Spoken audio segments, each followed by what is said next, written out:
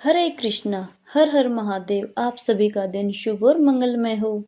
प्रिय श्रोताओं, अब सुनिए फाल्गुन मास महात्म्य के 8वें दिन की कथा, जिसमें श्री महादेव जी भगवान कार्तिकेय जी अर्थात स्कंद भगवान से कहते हैं, हे स्कंद, जो महापातकी और अतिपातकी हैं, अर्थात जो महापाप और उससे भी ज्यादा पाप करने वाले हैं, वे भी अग्नि तीर्थ में स्नान करने मात्र से ही पवित्र हो जाते हैं। जैसे अत्यंत मलिन सोना आग में तपाने से शुद्ध हो जाता है, उसी प्रकार देहधारी मनुष्य अग्नि तीर्थ में आकर पाप मुक्त हो जाता है।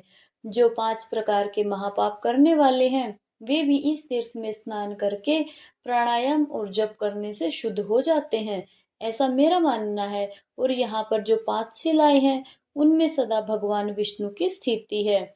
वहीं पर सभी पापों का नाश करने वाला अग्नि तीर्थ भी है। स्कंद जी ने पूछा, पिताजी, वहाँ कैसी 5 शिलाएं हैं और किसने उनका निर्माण किया है? यह सब बातें भी पूरी तरह विस्तार पूर्वक बताने की कृपा करे। तब भगवान शिव कहने लगे कि पुत्र, वहाँ पर नारदी, नारसिंही, वाराही, गारुणी और मार्कंडे, ये 5 शिलाएं विख्यात हैं, जो सभी मनोरथों की सिद्धि करने वाली हैं। एक समय देव ऋषि नारद ने एक शिला पर बैठकर वायु का सेवन करते रहते हुए महाविष्णु जी का दर्शन करने के लिए कठिन तपस्या की थी।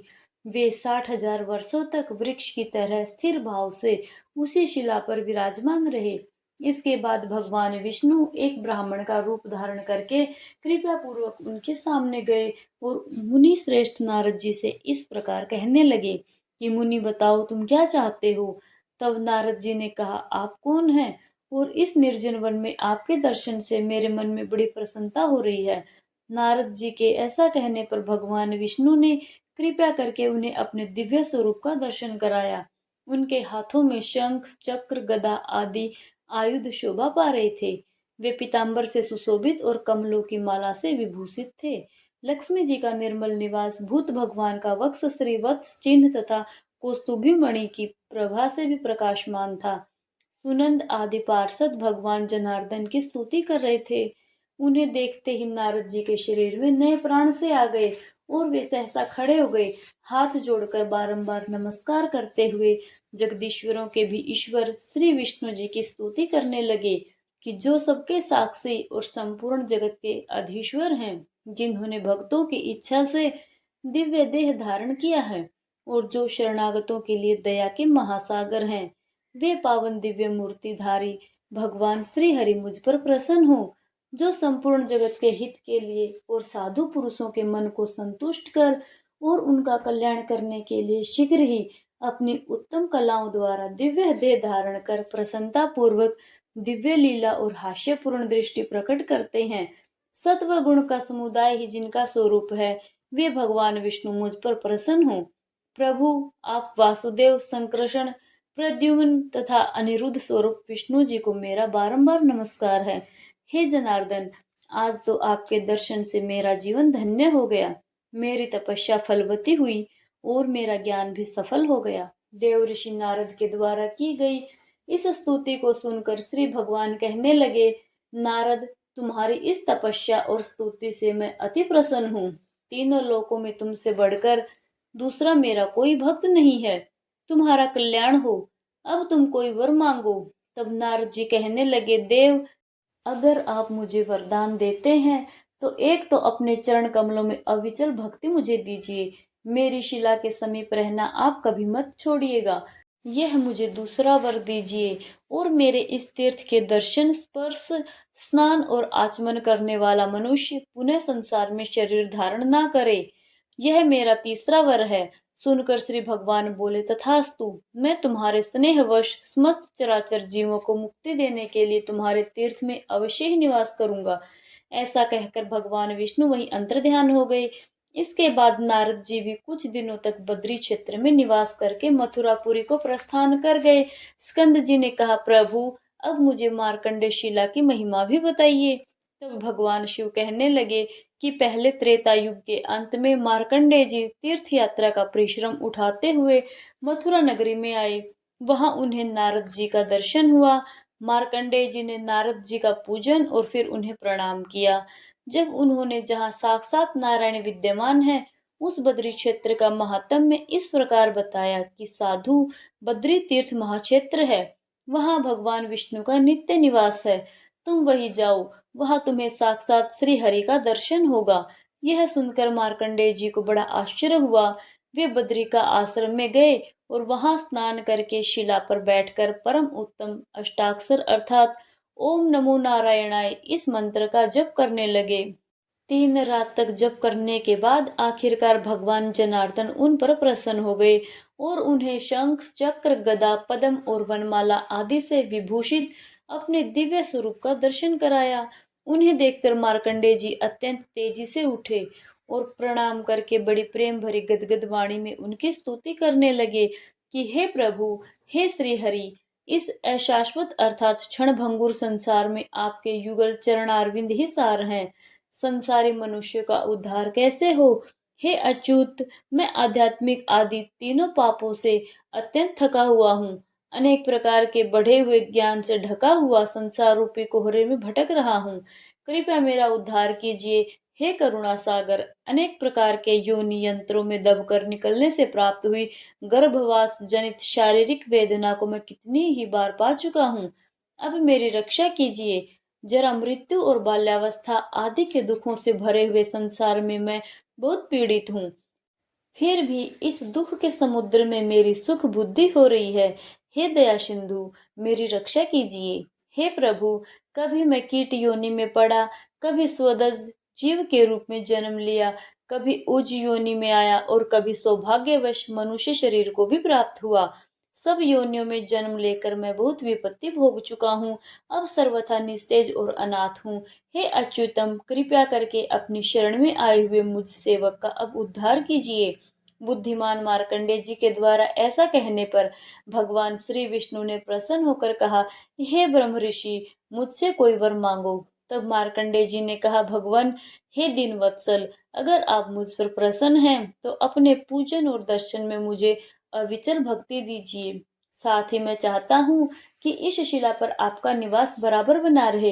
यही मेरे लिए सबसे बड़ा वर है। तब बहुत अच्छा कहकर भगवान विष्णु अंतर्ध्यान हो गए।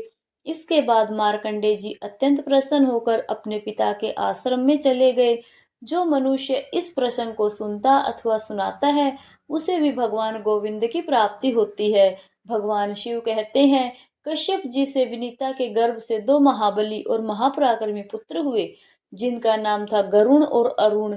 जिनमें से अरुण तो सूर्य देव के सारथी हुए और गरुड़ ने भगवान विष्णु का वाहन होने की इच्छा से बद्री क्षेत्र के दक्षिण भाग में गंधमादन के शिखर पर कठिन तपस्या प्रारंभ की। वे फल मूल और जल का आहार करते, द्वंद्वों को धैर्य पूर्वक सहते और जप करने वालों में श्रेष्ठ होकर एक पैर से पृथ्वी पर खड़े होकर जप किया करते थे। भगवान के दर्शन की इच्छा से उन्होंने बहुत वर्षों तक कठिन तपस्या की। तब साक्षात भगवान विष्णु पीतांबरधारी अपने शंख चक्र आदि आयुधों से युक्त होकर पूर्व दिशा में उदित होने वाले पूर्ण चंद्रमा की तरह गरुड़ के सामने प्रकट हुए और मेघ के समान गंभीर शब्द करते हुए कहने लगे। फिर भी गरुड़ की बाह्य वृत्ति नहीं हुई, यानी कि तपस्या में लीन गरुड़ का ध्यान भंग नहीं हुआ। तब उन्होंने अपना श्रेष्ठ शंख बजाया, लेकिन उससे भी महात्मा गरुड़ का ध्यान नहीं टूटा। तब भगवान श्वास के साथ गरुड़ के ही भीतर प्रवेश करके उनमें बहिर्मुख वृत्ति पैदा करते हुए फिर से बाहर आकर प्रकट हो गए। उस समय भगवान विष्णु को अपने सामने देखकर गरुड़ निर्भय हो गई। उनके संपूर्ण शरीर में रोमांच आया और हाथ जोड़कर उन्होंने भगवान की स्तुति प्रारंभ कर दी। हे भगवान, तीनों लोकों में निवास करने वाले देहधारियों का अंतःकरण आपका निवास स्थान है। आपकी जय हो। संसार की उत्पत्ति, स्थिति और संहार रूपी लीला विलास से विलासित जो आपकी ब्रह्मा विष्णु और शिव रूपी त्रिविध मूर्ति है, उसकी कीर्ति में प्रभा से संपूर्ण जगत समुदाय की प्रकाशित होता है। ठीक उसी प्रकार जैसे सूर्य अपनी किरणों से समस्त विश्व को प्रकाशित करते हैं, आप अपने भक्तजनों के हृदय कमल में भ्रमर की तरह शोभा पाते हैं। अपने ज्ञान में आई हुई संपूर्ण वेद विद्या से आपका मानस सदैव प्रकाशमान रहता है। जो मुनिजन आपके भक्त हैं, वे आपके चरणों की सदा वंदना किया करते हैं। और आपके चरण नखों के प्रक्षालन से प्रकट हुई गंगा जी के जल से अपने को पवित्र करने वाले देवता और मुनि आपकी चरण रेणु को हृदय से प्रणाम करते हैं। महात्मा गरुड़ के इस प्रकार स्तुति करने पर भगवान विष्णु ने वहां त्रिपथगामिनी गंगा जी को बुलाया। तब उस पर्वत के ऊपर साक्षात पंचमुखी गंगा जी प्रकट हुई। उन्हीं के जल से गरुड़ जी ने भगवान को पदार्घ दिया। फिर वर मांगने के लिए भगवान के प्रेरित करने पर गरुड़ जी ने कहा कि भगवान, मैं एकमात्र आपका वाहन हो जाऊं और आपकी कृपा से देवता और दैत्यों में से कोई भी बल, वीर्य और पराक्रम द्वारा मुझे जीत न सके, और यह शिला भी मेरे नाम से विख्यात होकर समस्त पापों का अपहरण करने वाली हो जाए तथा इसके स्मरण से मनुष्य को कभी भी विष जनित व्याधि ना हो। इसके बाद बहुत अच्छा कहकर भगवान विष्णु वही अंतर्ध्यान हो गए। स्कंद जी ने कहा, भगवान, अब वाराही शिला का भी महात्म्य मुझे बताइए। तब भगवान शिव इस प्रकार बोले, हे स्कंद, रसातल से पृथ्वी का उद्धार करके और युद्ध में हिरण्याक्ष नामक दैत्य को मारकर भगवान 12 बद्री क्षेत्र में आए और प्रलय काल की समाप्ति तक वही बने रहे। वराह जी ने शिला के रूप में वहां निवास किया। स्कंद जी ने कहा, प्रभु, अब नरसिंह ही शिला का भी महात्म्य कहिए। तब भगवान शिव बोले, भगवान नरसिंह अपने नखों के अग्रभाग से ही लीला पूर्वक हिरण्यकशिपु को वध करके प्रलय काल की अग्नि के समान प्रकाशित दिखाई देने लगे। तब दयालु देवताओं ने आकर और दूर ही खड़े रहकर लीला से अवतार विग्रह धारण करने वाले भगवान विष्णु की स्तुति की। अब अपने तेज से समस्त देवताओं और असुरों को भी व्याप्त करने वाले भगवान पराक्रमी नरसिंह जी प्रसन्न होकर बोले, हे देवताओं, तुम लोग मुझसे कोई वर मांगो जो तुम्हारी शांति और सुख का एकमात्र साधन हो। उस समय देवताओं के स्वामी ब्रह्मा जी कहने लगे कि हे भगवान, हे प्रभु, हे नरसिंह, आपका यह अत्यंत उग्र रूप समस्त देहधारियों को भयभीत करने वाला है, अतः इसको आप समेट लीजिए। उनकी प्रार्थना के अनुसार दिव्य रूप धारण करके भगवान ने फिर कहा कि देवताओं, मैं तुम पर बहुत प्रसन्न हूँ। बोलो, अब मैं तुम्हारा कौन सा कार्य करूं? तब देवतागण कहने लगे, प्रभु, हमारा अभीष्ट वर यही है कि आप मन को प्रसन्न करने वाले परम शांत चतुर्भुज रूप से ही हमें दर्शन दिया करें। तब भगवान ने उन्हें दिव्य दृष्टि से देखकर विशालापुरी अर्थात बद्री का आश्रम को चले गए। इसके बाद देवताओं का भय शांत हुआ और उन्होंने जल के मध्य में विराजमान भगवान विष्णु का दर्शन, नमस्कार और परिक्रमा करके उन्हीं में अपना मन लगाकर अपने अपने लोक को प्रस्थान किया। जिसके बाद अतिशय भक्ति भार से नम्र तपस्वी ऋषि आए और अत्यंत अद्भुत पराक्रम वाले भगवान नरसिंह का दर्शन करके उनकी इस प्रकार स्तुति करने लगे, संपूर्ण विश्व के स्वामी, हे जगदीश्वर, आपको नमस्कार है, आपको नमस्कार है। विश्व को अभय प्रदान करने वाले हे विश्वमूर्ति, आप कृपा के समुद्र हैं। आपके चरण कमल सेवन करने योग्य तीर्थ रूप हैं। हे लक्ष्मीपते, हम पर दया कीजिए। भक्त की इच्छा के अनुसार विचित्र शरीर धारण करने वाले हे विश्वमुख, हे विश्व भावन, आप प्रसन्न होइए। तब भगवान नरसिंह ने प्रसन्न होकर ऋषियों से कहा कि हे ऋषियों, वर मांगो। ऋषि बोले, हे जगदीश्वर, अगर आप प्रसन्न हैं तो कृपया करके कभी भी इस बद्री क्षेत्र का त्याग ना करें, यही हमारा अभीष्ट वर है। तब भगवान ने तथास्तु कहकर उनकी प्रार्थना भी स्वीकार कर ली। इसके बाद सभी ऋषि अपने अपने आश्रम को चले गए और भगवान नरसिंह भी शिलारूप हो गए। जो 3 उपवास करके वहां भगवान नरसिंह के जप और ध्यान में तत्पर होता है, वह साक्षात नरसिंह रूपी धारी भगवान का दर्शन पा लेता है। जो मनुष्य श्रद्धा पूर्वक इस प्रसंग को सुनता अथवा सुनाता है, वह सभी पापों से मुक्त होकर अंत में बैकुंठ लोक में निवास करता है। जय श्री हरि, हरे कृष्णा। इस प्रकार फाल्गुन मास का महात्म्य आज का अध्याय पूर्ण हुआ।